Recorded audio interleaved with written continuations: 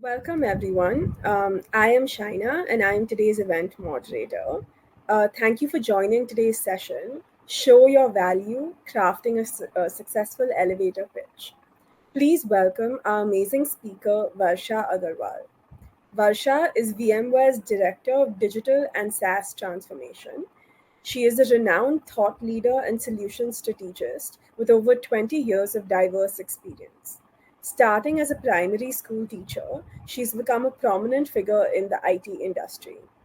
A sought after speaker at prestigious events like Adobe Symposium, Jobs for Her Rising, and Tech Gig by Times Internet, Varsha shares her knowledge and insights widely. She's the visionary behind Together We Can, uniting MNCs for impactful change in the disability space through sustainable initiatives. Thank you, Varsha, for being here today. I will now pass the session over to you. Thank you. So now today I'll start off by introducing myself or giving my elevator pitch to all of you future executives because I believe everybody has an opportunity to be an executive or do something big, right? So this is me giving my elevator pitch many years before. In an elevator with an executive,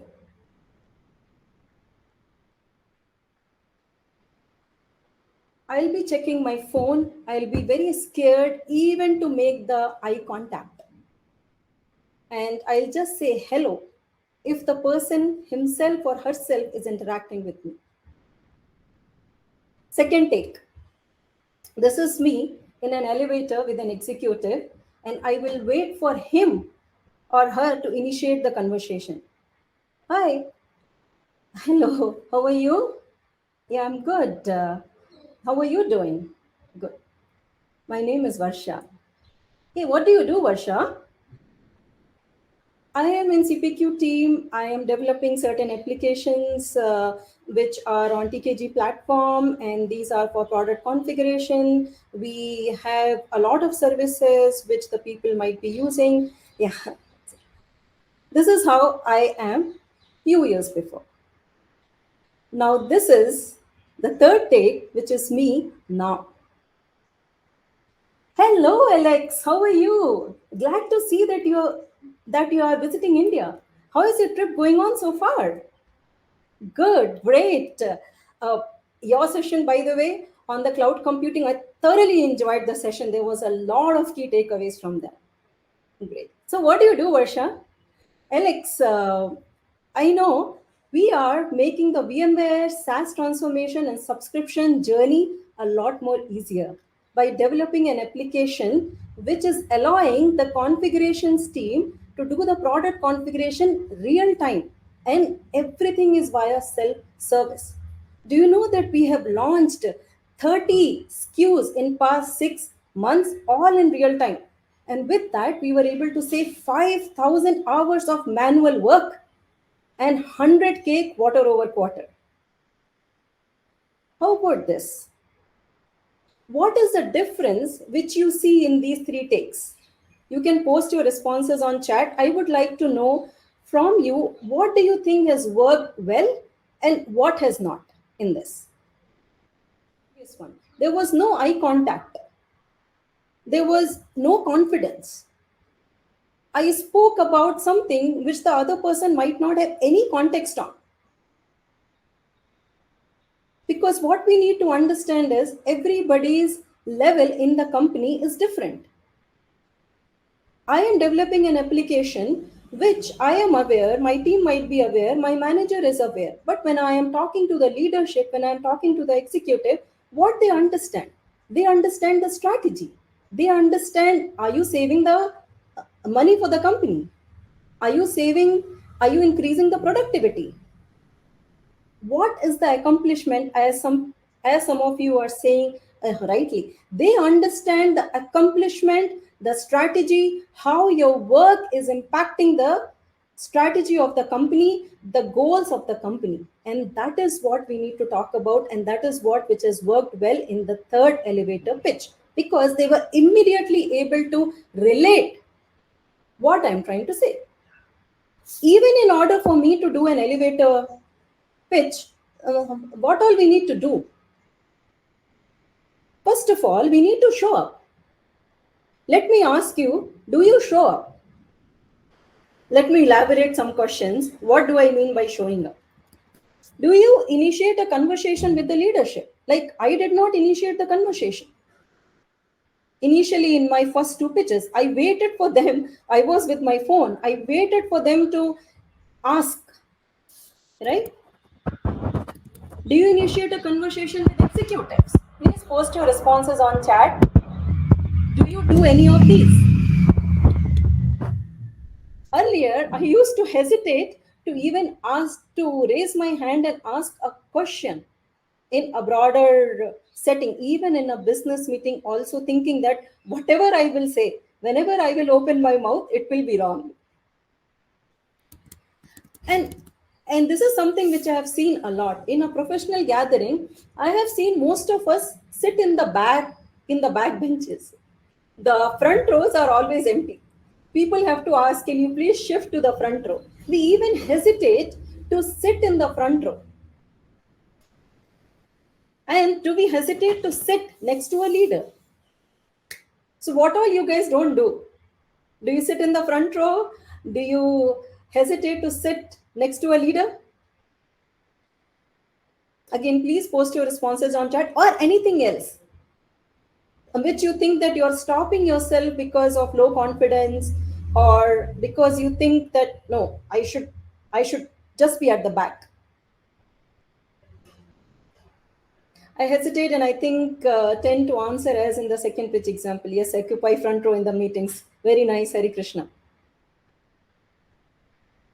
Sometimes leaders don't like it. Okay, right. So the first thing which is actually required in order for us to show our value is just be visible first. And these are some of the bare minimum things which can be done. If you have a question, raise your hand and ask.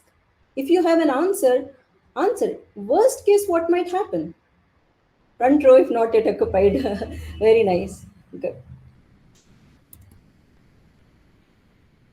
Let's understand why does that happen.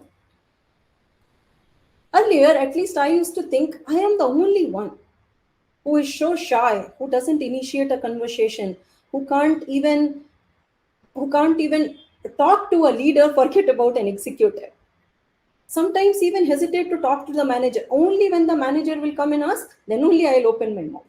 And so much of the other things. But study shows that this all of this is actually human behavior. And this is very common. All of us as human beings, we are programmed to be in this way. We fear, we are a social animal. And when we do something different, like we raise our hand, we ask a question, we speak, we are at the stage, or we sit in the front row where only few people are sitting, we feel that we are being separated from the herd. And that's what, when our emotions get triggered and we feel that no, I am good at the back. We are programmed of fear of being judged. What if I say something wrong? What if people will laugh at my question? Fear of rejection. And plus, most of us, some of us at least, would say that no, whatever I say should be perfect. If I am at the stage, I should be perfect. If I am asking a question, if I am answering a question, I should be perfect. And this is how we are programmed. And this is not only with me or with you or with only one or two people, that's with everybody. The research shows that 73% of the people fear in showing up. They don't. So please do not think that you are alone. There are many people who might not be showing up, but eventually, one day, we would have to do.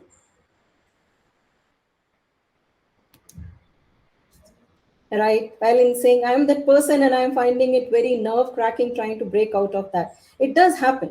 But Um, it does happen. It's not that it's very uncommon. But then sometimes what we need to do is just that we just have to chuck that. I will tell you my story, right? Uh, I was throughout Hindi in India, and I would barely speak in English. Barely. I passed out till my 10th. After that, I really struggled. When I came to 11th, it was English medium. I could not cope up with that. I dropped out, joined another Hindi college to pursue my 12th. Somehow I passed the graduation. After that, I was trying to search for job. Obviously, I am a very shy person. You will always see me sad. Everything will be there on my face. I was looking for just any job, and nobody would give me job. I would go 5, 10, 15, 20, 30 interviews. Nobody would give me job, and in my hesitation I won't even ask what am I lacking. And I don't know what am I lacking. I am thinking that my English and my graduation is probably the problem. One day I just chucked all the fear, and I asked the interviewer, please tell me why you won't hire me. And he said, we need the people who are confident. We need the people who are presentable. We need the people whose face is always not as if the entire burden of the world is on you. He said, your English is a slight problem, but this can be managed. In India, not everybody speaks English, so that's okay. But your confidence is the problem, your other things is the problem. And after that day, I practiced and practiced and practiced, and then eventually, after a few more interviews, I was able to crack the job. So, Palin, it's one day we just have to chuck that and just break it that no, done. Now I will take it forward for me. Just one time that is required, and after that, that fear will not come back. Can you imagine the person like me, like who was not even able to speak two sentences in English? If I can do it, anybody else will be able to do it for sure. Let's come to certain essential elements of showing our value. Time frame. What do we mean by time frame? See, as I said, showing our value will actually it's not a one time thing. One time we need to break it and crack it, but it is a consistent process, and we will talk about that. Second element is personas. Third element is articulation. Fourth element is taking initiative. Fifth element is art of communication. Let's break these essential elements one by one. If we talk about time frame, there are certain rare encounters which we will get only once in our lifetime, or very rarely. Like, I was giving my elevator pitch and I was in the elevator with CEO. That won't happen every day. That might happen just once in a lifetime. I'll give you another example. I work with an NGO, which is Hope Foundation, and my CEO was visiting India. And our admin team planned for a service learning activity. Service learning means we had to go to that NGO to take the mock interviews. And because I was already working with that NGO, they paired me up with the CEO. Initially, I was very nervous why they have paired me with the CEO. But that was once in a lifetime opportunity for me. He asked me, the day when the event, he asked me to come in his car to the NGO. I was in the car with him for almost 20 minutes. I introduced myself. I was able to introduce myself well because I keep myself prepared for certain situations. After that, our interaction was so Good that even when we were going back, he asked me to join again him in his car so that I can complete my story, or I can complete how I am doing in the company, or how I am adding value in the NGO, about my social stuff, about my people with disability stuff. He got interested. But that is only once in a lifetime opportunity, and we always have to be prepared for such opportunities. Then there are certain intermittent, I mean, scenarios, okay, which can happen, where it could be one example I can give, that in VMware, executives come to visit certain offices, I mean, once in a year, or once in 6 months and all. And certain people get opportunities to talk to them. It could be a road show, it could be any other business meeting, it could be DI impact, or it could be anything else. And during their visit, they must be talking to hundreds of people. How can we stand out? We can stand out only when we are prepared. When everybody's talking about the project, when everybody's talking about this is what I did and this is what my peer did, if you talk about the outcome, if you talk about the strategy and how are you helping the company's strategy, then you will be remembered. Like the way my CEO was able to remember me. Then certain interactions happens at various intervals, like your VP, your senior leader might be talking to you every quarter. They do skip level one-on-ones, or there could be any other opportunity which might happen. Those are the continuous opportunity when you can keep showing your value. But it can be well only when we are prepared. Do we follow up after a certain meeting which happens?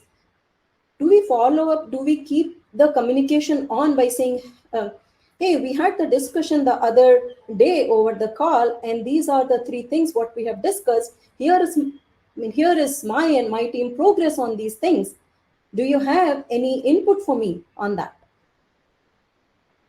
Or send them a communication once in a while about, this is what you and your team have accomplished, and this is what how it is adding the value.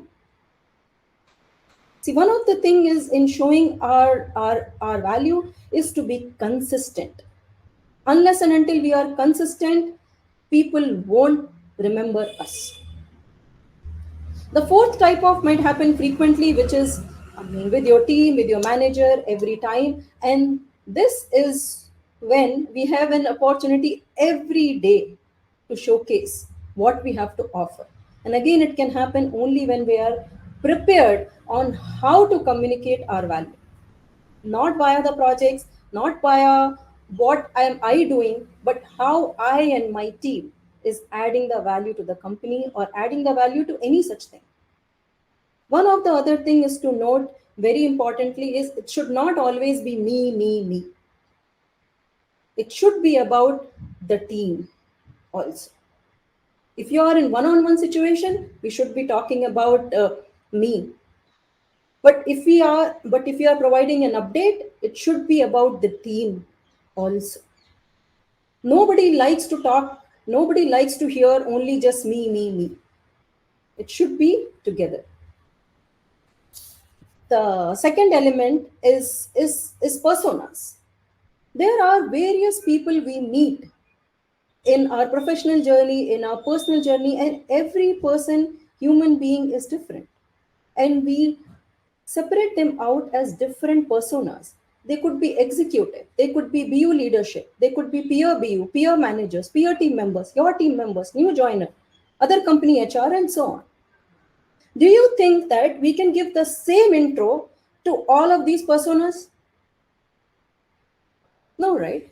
The same introduction is not going to work at all, because what you talk to executive to what you talk to other company HR needs to be completely different.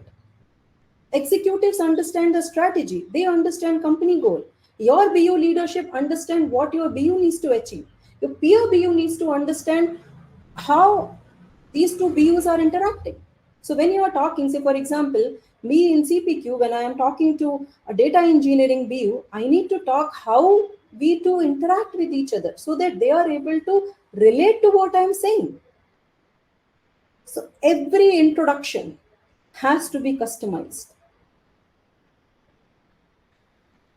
I hope this is quite clear. Elaborating articulation. How much ever well we are prepared, our wordings or our vocabulary could be top notch. But unless and until our articulation is good, we are confident, body language, what we are wearing, vocal variety is very important. I am sure most of you would know that the communication which the other person gets, more than 80% of the communication happens is via our body language and via the vocal variety. Only 7% are words what we say. The way we stand, what we, you won't believe, in my first job, I even got a comment from my manager on what I wear. Said you don't come across confident because your clothing is not right. I would wear a shalwar with something and I was in Delhi that time. It used to be very cold, so I will wear a long jacket. So all of these things we might think that these are not important, but these are really very important. One of the other thing, a tip which we can, if we are visiting other countries, so for example, we are in APAC, we are in US, or we are in UK or in some other countries, how can we make our impact very quickly in this? If we just spend few minutes and learn the basic things of a particular culture of that company or of the country, and just do gestures, greetings, in that you will be making an everlasting impact because nobody else will do it. The bottom line is, how can we be different even when we are communicating our value? We are talking about outcomes, and we are relating it with the company strategy, with the company goals, and we are talking about the impact, or we are learning the slight cultural sensitivity which other countries might have. It will make a huge difference, and people will remember you for sure. Taking initiative, like we spoke earlier, please, we never should be waiting for somebody to come and then initiate a conversation. We have to show up, and it would just take one time to get that courage. After that, it will come natural for sure. There are certain art of communication and core principles. I won't go through all because I believe we spoke about some already, and some of it's quite straightforward, but these are very very important. The one thing which I would talk about is a compelling hook. Anybody knows what's a compelling hook?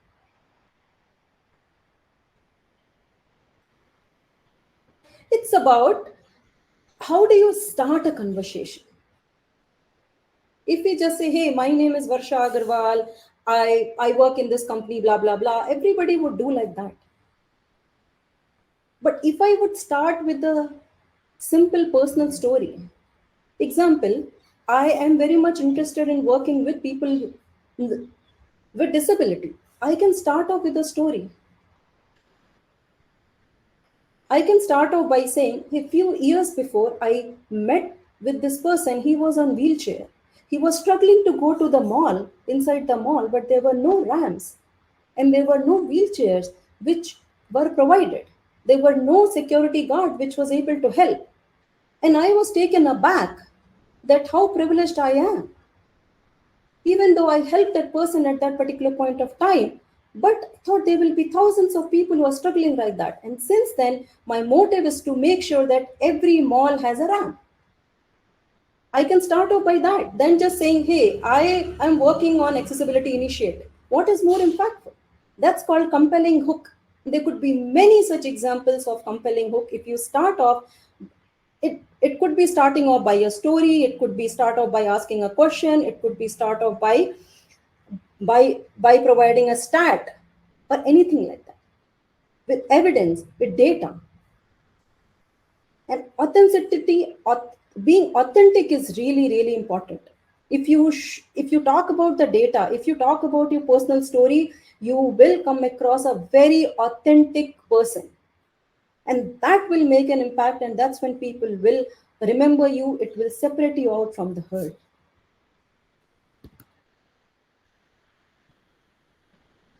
These are some of the examples of a compelling hook. Yeah. So how it starts off. This topic was choice of words or the impact of words, but how it starts off. These are some of the things which we can start off by asking a question which engages the audience. We can start off by some humor with shocking stats. A shocking stat could be, do you know that if somebody is working on for environment, they can start off by saying, hey, do you know that by 2025 the plastic waste in the ocean will be more than the weight of all the fishes combined? What impact it will have, what imagination people, oh wow, it's such a huge problem. You can see some of the other compelling hooks which we can start off. Either it's our introduction, or it's a speech, or it's at the stage, anything. Last but not the least, I need to be mindful of the time as well. Given everything, given the best dressing, confidence, articulation, vocabulary, best preparation, but if we just keep on going and going and going and going, that doesn't help. We need to be really very precise and come to the point very quickly. You might have seen many leaders actually say that, oh, come to the point, because we keep saying the story over and over, over. Max, how many seconds do you think our intro our intro should be, or how many uh, hours our intro should be? Any guesses? How much time do you think you need to do an intro?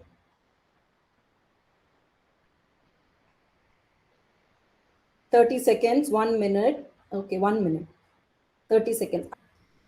It should be ideally between 15 to 20 seconds, not more than that, if you're meeting for the person for the first time and you're just doing an intro. Some of us think, hey, what can I say in 15 to 20 seconds? See this particular video, which I will play right now, and what magic this person does in 50 seconds. It's a cold night and you're at your son's football game. After the first quarter, you realize these bleachers are so cold, my butt is numb. I have the perfect solution, the hot seat. The hot seat is a cushioned stadium seat with a heated base and back. Now, there are cushioned stadium seats available that aren't heated, and heated stadium pads that don't offer back support. The hot seat combines these two elements, providing a portable, cushioned, heated stadium seat with a USB port to charge your mobile device. According to worldstadiums.com, there are over 73 million outdoor stadium seats in America alone. I'll use the internet, my personal NFL connections, and amateur booster club organizations to sell 2,000 units by year 3, resulting in $120,000 in sales. I need $19K for development, manufacturing, and marketing. Investors can expect a 3x return by year 3. Don't let frost bite your buns. Get the hot seat. What all was covered? Product and metrics about it, benefits, product spec. He covered, he connects with the people. The first thing which he does is connects with the people by talking about the problem, because a lot of people in America would be going to football matches for their kids or just for watching the match, and he immediately connected with the people by talking about the problem which most people would have faced. That's the first thing which has made an impression, and then everybody got interested to listen to him. What the current products lack, unique features of his product, provides the stats for the product market fit, marketing strategy, exact sales figures both in inventory and in dollars, what he needs and for what, ROI as well, and when he will be able to return investors money. And he ended with a tagline. All these things he covered in just 50 seconds. So, so 15 seconds just for one intro is a lot. Who are our best, buddies? If we want to practice, who could be our best, buddy? Anybody can guess who can be our best friend if we want to practice how I should be doing my elevator pitch, how should I be showing my value? Mirror. Yes, sorry, it's a mirror. Apart from that, there are certain other tools as well which can help us prepare. Mirror is the best thing, definitely. More than that, there are certain tools also which are free. Orai is an app which can help you to record your pitch. After that, it provides you AI analysis of everything which has gone good and gone wrong in your pitch, including R's and ums, including the voice modulation, choice of words, each and everything it will suggest, and it is free for a certain duration also. Udly is another one which actually does a real time analysis as well as of your recorded speech as well. We can video record ourselves. Apart from the mirror, video recording yourself is again the best companion. And believe me, that's how I practice as well. I keep recording myself, I keep listening to myself, and then I keep improving on that. With friends, if you have good, but it should be give and take. They should listen to you, you should listen to them. But if the friends are available, best. But it should not be the case that if you are practicing with the friends, it becomes a fun event. Examples of outcome. We were talking about how should we communicating our values, so I just wanted to showcase you some of the examples on how we can start our conversation on what is the impact, okay, which we are creating. Again, depending on your industry, depending on where you are, what you're working as, it could be completely different, but these are some of the examples. But you can see that on the screen. You can probably take a screenshot if it is allowed.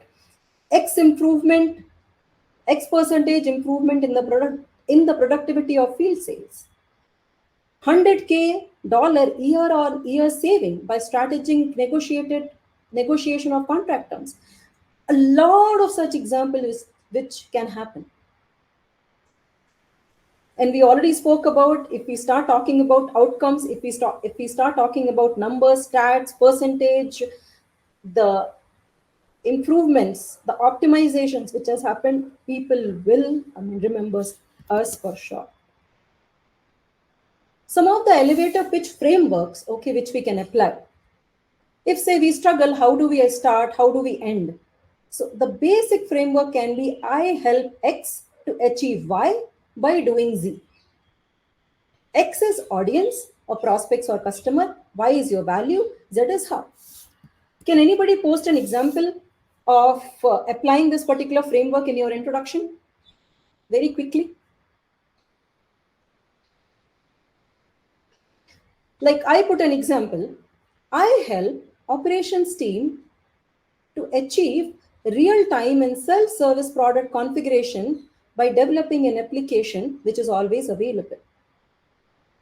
Simple. That's it. Everybody will be able to understand this one. If we want a certain elaborate one, again, depending on your industry, I help X achieve Y by doing Z, which resulted in A. A can be the outcome which I spoke about first, which is saving 100K quarter over quarter, saving 5,000 hours of manual work. This is another example. If you think about this one, company name makes it easy for target customer to think that the product does, so that the benefit of the product.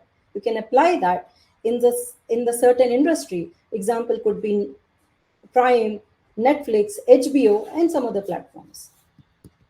You can make your own framework. If we make frameworks like this, it becomes very easy to create our elevator pitch for any persona, for any scenario.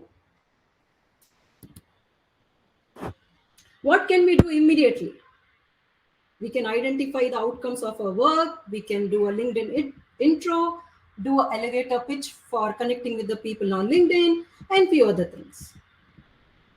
As I was saying earlier, imagine me not even able to speak English, started off as a primary school teacher in a Hindi medium school, barely able to make eye contact, and so much more. If I can do it, all of you can do it for sure. I would just say show up. The first thing is showing up. Understand your audience and customize your pitch accordingly. Be very precise and talk about the outcomes. That's most important. This was an amazing talk, and we all learned so much. So please feel free to share any questions you have for Varsha in the chat, and we will take them. I think there was one question from Ila earlier which says, how about when you are new in the company and has not accomplished anything yet? So, Ila, even when we are new in a particular company, when we are talking about, but we might have worked in the previous companies, or we might have done some internship, we might have done some projects as part of our college, school, or anything else, or you might have volunteered in certain places. All of these things can be talked about. whatever we are Whatever we have accomplished. Say my niece, who is in 8th grade, when she gives her introduction, she says, I have presented in three conferences so far and help the people to understand how can they be a leader. That's what she does. And that's what she has done differently. She says, I am the captain of my team in the school, and I help other students and myself to make the environment better of the school by doing A, B, C. So whatever we have achieved so far in the particular company, the other thing which can be done is, even if we are new to the company, during the interview, we would know for sure that what we have to do and what is our role. We can talk about what's your action plan in next 30 days, 60 days, and 90 days. How are you going to achieve for which you are hired for? And what difference you are willing to make, or you see that you will be able to make after 90 days. Any other questions? I hope this was helpful, Ella. That's great, Patricia. Yes, thank you so much. We have to show up, we have to use the concepts. And I would say that, create your own framework. Thank you, everyone, for sharing your amazing questions. I want to give a big thank you to Varsha for your time today and your amazing talk. Thank you so much. Thanks a lot, everyone.